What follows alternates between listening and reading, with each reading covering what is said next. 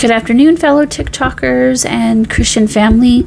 Today, I want to talk to you about your purpose, that you have been assigned a purpose at a certain time and that we have power to fulfill that purpose. So today we are in the book of Esther, and Esther had become the queen to King Xerxes, and she was Jewish, but she hid that nationality. She had been instructed by her uncle Mordecai to conceal that.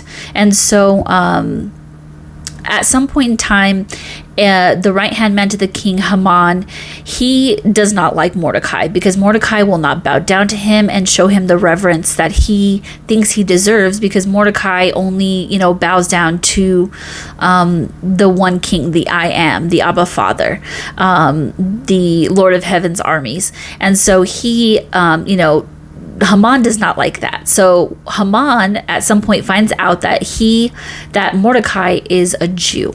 And when he finds that out, he devises a plot in his heart to not only get back at Mordecai, but to persecute the whole nation of Israel, all the peoples of Israel. And so he goes to the king and says, look, there are these people that will not bow down to you.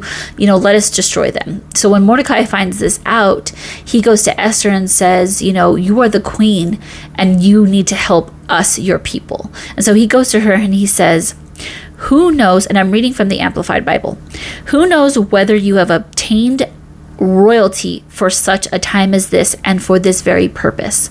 So I am speaking to all of you out there that God has called for a purpose. You have obtained royalty for such a time as this. So if he is calling you to do something, get out there and do it. And the book of Romans says that we are co-heirs with Jesus. And that is a reason that I am wearing this crown today, to remind you that you are a co-heir with Jesus. And this is what Romans 8:16 and 17 says.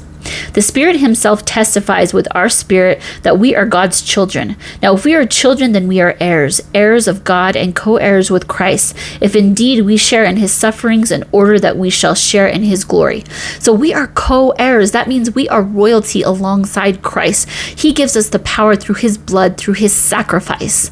And so we have been appointed for a time as this. Esther was afraid to go to the king because it could have cost her her life, but she went in bravery. She went and said, if I perish, I perish. So if God is calling you to spread his word, which he requires all Christian believers to do, or at least he gives the command to do, are we going to obey that command and get out there?